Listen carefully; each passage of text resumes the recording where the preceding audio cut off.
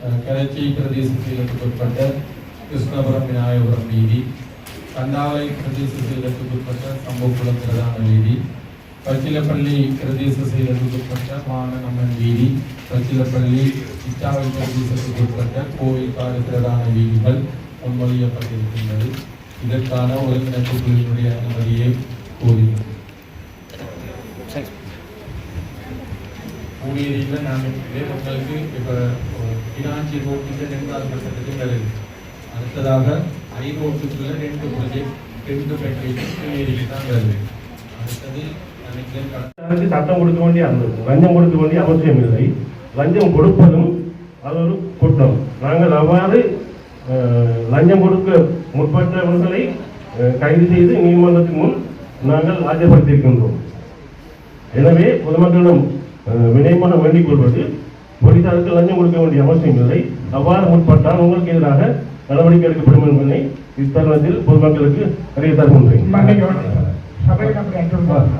கொடுக்குறதும் குற்றம், மாற்றுறதும் குற்றம் என்றது எல்லாருக்கும் தெரியும். டிப்பர்ல ஆனவர்களை நிப்பாட்டி வச்சு நின்று இதில் 3 போட்டு கொண்டு வாங்க, இலக்கம் 3 போட்டு கொண்டு வா போய் கல்மடு நகருக்குண்டா அந்த டிப்பர் சேர்ந்து என்ன செய்யலாம்? களத்தை பாருங்க.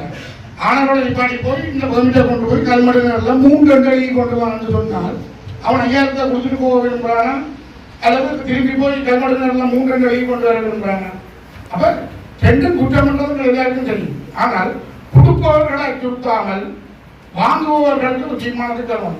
ராமநாதபுரம் போலீஸுக்கு நாங்கள் சட்டபூர்வமாக கட்டளை 8ஆம் பேக்கால மன்னகல்ற சட்டபூர்வமாக டெண்டர் எடுத்தவர்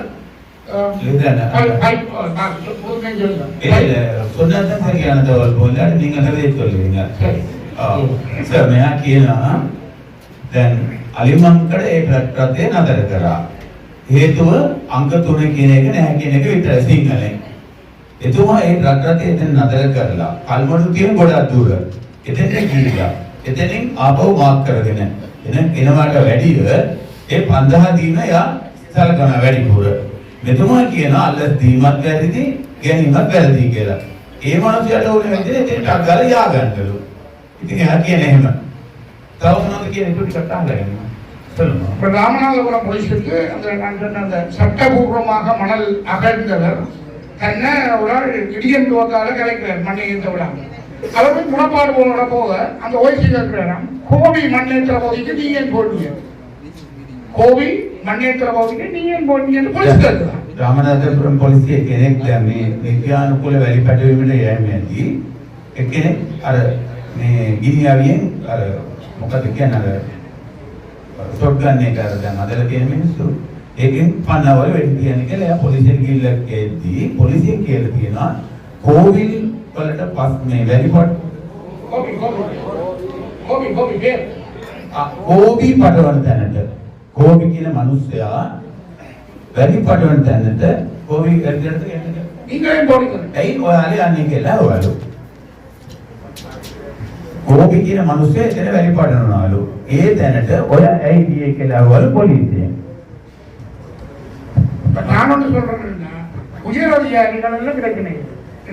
උසස් නිලධාරීන් ප්‍රශ්නයක් නැහැ. புதிய அரசாங்கம் பண்ணப்பட உயர் அதிகாரிகள் மாற்றம் இருக்கிறது நினைக்கப்படுது. දැන් නවරාජ්‍ය ආවයින් පස්සේ උසස් නිලධාරීන් ලොකු වෙනස්කමක් තියෙනවා. එයා පිළිගන්නවා. ஆனால் நீங்கள் கலைக்கிற நிலவரம் கீழ்மட்டத்தில் இல்லையே. දැන් පහළ මට්ටම ඔබතුමා කතා කරන පරිදි නැහැ. சரியா சரியா ஏன் பார்த்தா மங்கியாக வேணாமே சோதனான்னு கரெக்ட்டா தப்பறதோ மஞ்சள் என்ன சொன்னா இந்த அஞ்சல கண்டனே விதி இல்லையா அப்படி தீர்ந்து அதுக்கு காண்டாவர் கட்சி தீரக்கு போட்டதான் இது அம்மனே தீரக்காண்டி உடன்கால අපි දන්නවා ගමේනි කරනවා ගමේනි කියලා කරනේවත් හරිද ඉස්සෙල්ලට මේ කීසුද කරලා යාපු නෝටි දැසනුත් මේ බුද්ධ වර්තලා ඒක අපියයි இது இப்ப போனா இப்ப இது பிடிக்கலாம் காதலியா மட்டும்தான் இருக்கு அதாவது நேரடியாக தீவிரவாத අපිට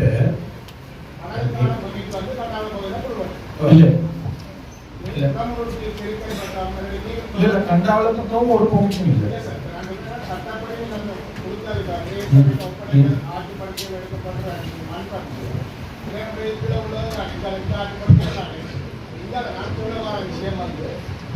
செருத்தன் பகுதி பூனகிரி ரோட்டில் செருத்தன் நீவில் பகுதியில் ஏற்கனவே முக்கம்மன் சந்தையில் போலீஸ் போஸ்ட் இருக்குது.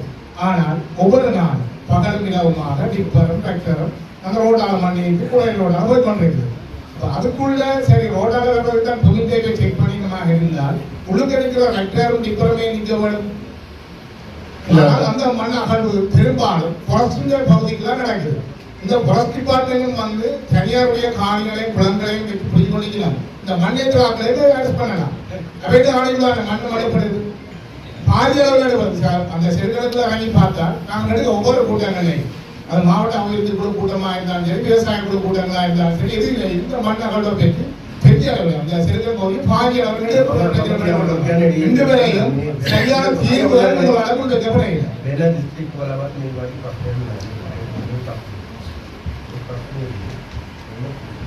ඊට වඩා වැඩිම පස්පටවල ප්‍රදේශයේ පවා පොලිස් නීතියන් වල තීරණ මේකත් දාලා තියෙනවා කට්ටියගේ முக்கமன் சந்தையில் இருக்குது ஒரு 1.5 கிலோமீட்டர் தூரத்தில் இப்போ கூட பார்க்கலாம்.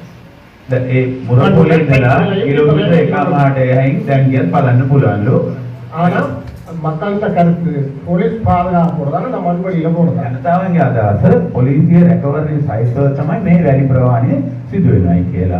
சாமிபுரத்தில் இருக்கிற மண் கடற்கரையில் பாரிய குடிகளை வெட்டி அது மேலே அதை பயன்படுத்த முடியாத ஒரு சவர் மண். அதை ஏற்றி கொண்டு போய் யாழ்ப்பாணத்தில் සාමිපුලන් කියන තැන්නේ ලවණ මිශ්‍රිත වැලිලු පටවන එක. ඉතින් ඇත්තටම මේ තාමත් අනුසුදායක වැලි කියලා කියන්නේ නෑ. දැන් ඒක මේ පාවිච්චි කරන්න බෑ. ඉතින් ඒක ඉතින් බලහාරල වෙරළෙන්ම හරගෙන යනවා. பகல்ல நடக்குது இரவில் இல்லை பகல்ல நடக்குது. රැටත් වෙනවද දවල් සිදු වෙනවලු. 35 வீதியில 50 மீட்டருக்குள்ளதான் வெளிக்கண்ட சந்தியின் ஆற்றுக்கரையில மண் இருக்கு. அதை இன்றைக்கு நீங்க காவல் போட இல்லை என்று சொன்னால் பிரதேச சேவை வந்து களிமண்ணை தான் பார்க்கணும். 350 லோட் டிப்பர் லோட் மண் இருக்கு. அந்த இடத்துல வந்து 3 நாளாக இரவாக நடக்கும். எஸ்டிஎஃப்க்கு சொன்னால் வந்து போய் போற வரக்கு முன்னம் அவைகள் தெரிவிக்கவோ தெரியாது போகணும். ஏத்தராக்கள் போகினா எஸ்டிஎஃப் இருக்கு. திருப்பி எஸ்டிஎஃப் போனா கூட அவை ஏற்றி பச்சிலப்பள்ளி பிரதேசத்தில் கிளாரி என்ற இடத்துல தொடர்ச்சியா மண் வச்சு அது இந்த ஏனைய ரோட்டுக்கு வராமல் கெப்பேரி ரோட்டுக்கால மண் போய் கொண்டிருக்கு. எங்களுக்கு கதைக்கிற பிரச்சனையில எங்களுக்கு ஒரு தீர்வு வேணும். என்னென்னா ஒரு போலீஸ் போஸ்ட் அங்கே போடணும். கிளாரி கெப்பேரி அந்த சந்தியில ஒரு போலீஸ் போஸ்ட் போட்டா அது உடனடியாக தீர்க்கப்படும். என்னென்னா இந்த விடயம் சம்பந்தமா பிரதேச செயலர்கள் மீட்டிங் வச்சு அடுத்த நாள் பிரதேச செயலர்களில் இருக்கிற எல்லோருக்கும் மண்டையை அடிச்சு வச்சுட்டாங்க போட்டுறாங்க. அப்படியான வன்முறையை வச்சு அங்கே மண்ணேற்ற நடக்குது. அப்போ எங்களுக்கு என்ன பிரச்சனை இல்லை, எங்களுக்கு போலீஸ் போஸ்ட் ஒன்று வேணும். எனக்கு ஒரு சந்தர்ப்பத்தை தாங்கும் எல்லாரும் தெளிப்பதே போகும். டிஐஜி சார் මෙතුමා කියනවා එනයිඩම් අයියා කිලාලි වල වෙන මාර්ගයක පටවගෙන යනවා. ඒ කියන්නේ අපේ මුරපොළොව නැති තැනකින්. එතන මුරපොළොව පිටුවොත් ඒක නවත්තන්න පුළුවන් කියලා මෙතුමා කියනවා. අද වැඩ දෙන්න கிளாரி சந்தியில போலீஸ் போஸ்ட் வேணும். අකලාලි හන්දියේ පොලිස් මුර. අයියා கொஞ்சம் මේක කියන්නේ සභාවල වෙන ටයිම් වල කතා කරපුවා ඒක අර කටියල කාර්ය ලක් කරලා ඒ වාල් කරලා තියෙනවා. එන්න කතා කරන්න බය. எதிர நீங்க உட்கார்ந்திருக்கிறீர்கள். ஜனநாயகம் பார்த்தா உள்ளூராட்சி தேர்தலில் வந்து உங்களுக்கு வந்து பாராளுமன்ற தேர்தலில் கிடைச்ச வாக்களுக்கு கூட 20,000 வாக்கு குறைவு யாழ்ப்பாணம்.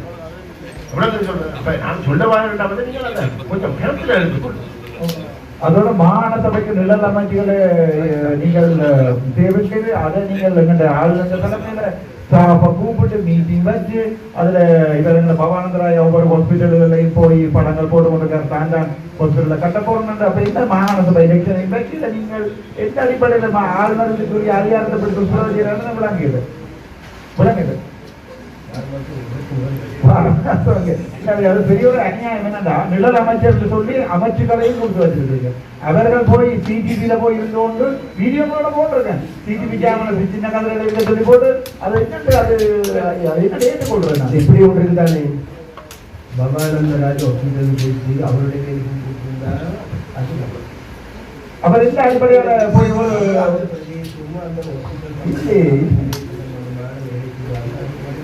இல்ல இப்ப நாங்க அதே மாதிரி நாங்களும் ஒரு பாராளுமன்ற உறுப்பினரா போய் செய்ய நீங்க அனுமதிப்பீங்களா? இல்ல அது செய்ய வேணும் மாட்டாங்க. யாரும் நீங்கள் எதிர்கட்சி பாராளுமன்ற உறுப்பினரையும் கூப்பிட்டு கலைச்சு ஒரு டிசிசி மீட்டிங்னாலும் கட்டமைப்பு ஒரு உருவாக்கில இருக்கணும். மாநசபை இயங்கியா மாநசபை லட்சம் வைக்க மாட்டீங்கன்னா மக்களோட தெரிவு செய்யப்பட்ட எதிர்கட்சி பாராளுமன்ற உறுப்பினர் கூப்பிட்டு ஒரு கட்டமைப்பை உருவாக்கியில இருக்கணும். நீங்க நிலம் அமைச்சு மாதிரி ஒரு ஆளுக்கு விவசாய அமைச்சு ஒரு ஆளுக்கு வந்து அமைச்சர் தான் இல்ல தெரியும் நம்ம பொருள் வருது. அது உங்களோட கட்சிக்குள்ள வந்து நீங்கள் எந்த அமைச்சரும் வந்து நீங்கள் தெரிவு செய்யலாம் சொல்றேன். ஆனால் பாராளுமன்ற உறுப்பினர்கள் வகையில வந்து ஒருவர் வந்து நீங்கள் கூப்பிட்டு ஒரு இடத்துக்கு வந்து கூப்பிடுகிறா வந்து மற்ற பாராளுமன்ற உறுப்பினர்களையும் கூப்பிடுங்க. நீங்கள் உங்க கட்சிக்குள்ள வந்து உங்களுக்கு ஒரு பாராளுமன்ற உறுப்பினருக்கு எந்த பதிவையும் நீங்கள் வச்சுக்கொண்டு ஆளுநர் ஆபீஸ்ல கணக்கு கட்டமைப்பு வந்து இருக்கிற இடத்துல வந்து கணக்கு மீட்டிங் நடக்குது. நாங்க பார்த்து நாங்கள் போன வடக்கு மாநில சுகாதார கட்டமைப்பை முழுக்க கூப்பிட்டு மீட்டிங் நடக்கலையோ அங்கே மேல கொண்டே டேபிள் சேர்ந்து வச்சுருக்கீங்க. பவானந்தராயா டாக்டர் பவானந்தராயா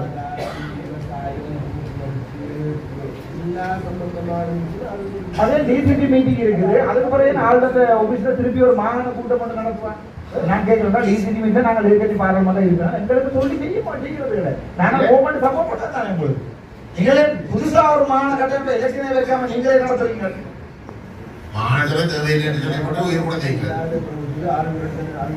ஆளுநர் அதிகாரம் ஆளுநர் ஐயா செய்யணும். அதோடைய பாராளுமன்ற உறுப்பினர்களை கூப்பிட்டு மீட்டிங் வச்சிருக்கீங்க. எந்த படத்துல மோகப்படுறது அது என்ன ஐயா? நானும் அதால போய் வந்துட்டு போகலாமா நடந்தா இல்ல அதுக்குள்ள என்னன்னா ஒரு அரசாங்க கட்டமைப்பை நீங்கள் இப்படி செய்யறது நாங்கள் கண்ணியமா தான் கேட்கிறோம். அது உங்களுக்கு எதிராக ஒரு கெட்ட ஒரு அபிப்பிராயத்தை மக்கள் உருவாக்கும். சக்தியினுடைய அடுத்த பரிமாணம் தான் இந்த மாநசபையில் வந்து இருக்கிற விஷயம். அது உண்மையிலே வந்து முற்ற உள்ளதாக ஜனநாயகத்துக்கு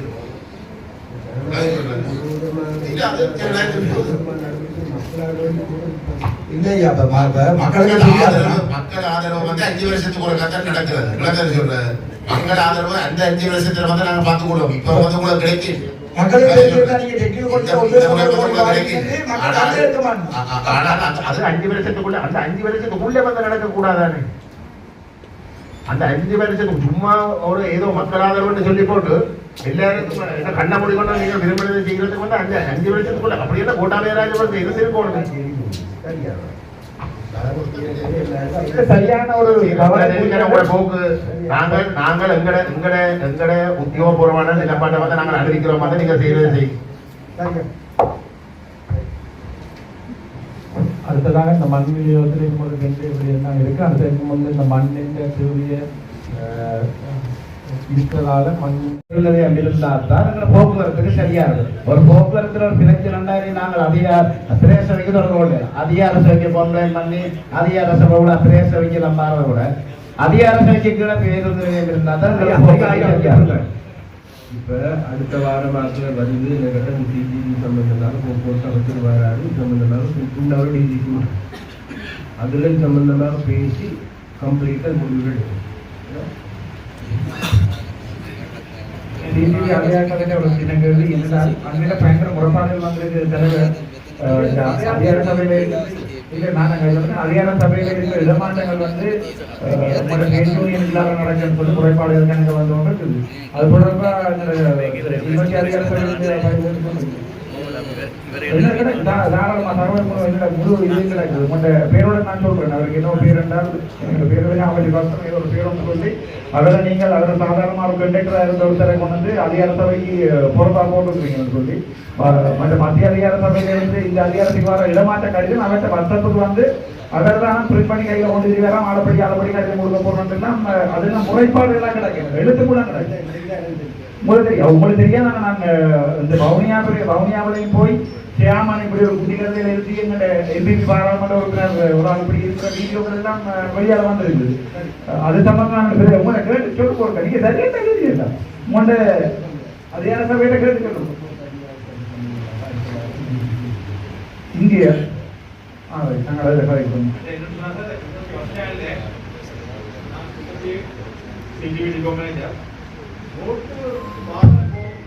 பள்ளம் தெரியா இருக்குது. அந்த வாகனங்கள் வந்து பொழுது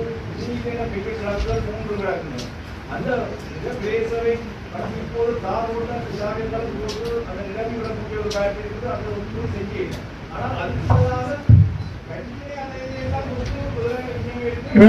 தனிப்பட்ட கருத்துக்களுக்கு நான் தயாரிக்கிறது எங்கள்கிட்ட ஒப்படைச்சு நான் 6 மாதங்களுக்கு உள்ள இவருக்கு தெரியும் அது யார் அதை ஒப்பந்தம் செய்தவன், யார்கிட்ட பொறுப்பு இருந்தது, யார் அந்த சின்ராய்க்காரன், யார் அந்த ரோட்டை பழுதாக்கிறான்னு தெரியும். நிறைவேற்றுவதற்கு முதல் நீங்கள் வச்சிருந்த அதிகார சபைதான் அந்த வீதியை செய்து அது 6 மாதத்துக்கு முதல் அந்த வீதி பழுதானால் ஒரு வீதிக்கு எத்தனை உத்தரவாதம் இருக்கு? ஆக குறைஞ்ச ஒரு வருட உத்தரவாதம் இருக்கு. எங்க உத்தரவாதக்காரர்கள், எங்க ஒப்பந்தக்காரர்கள், அவர்கள் செய்த 3 தடவைகள் ஒப்பந்தக்காரர்கிட்ட கொடுத்த காசுங்க, இதற்கெல்லாம் பதில் சொல்றதுக்கு இவருக்கு தெரியாது.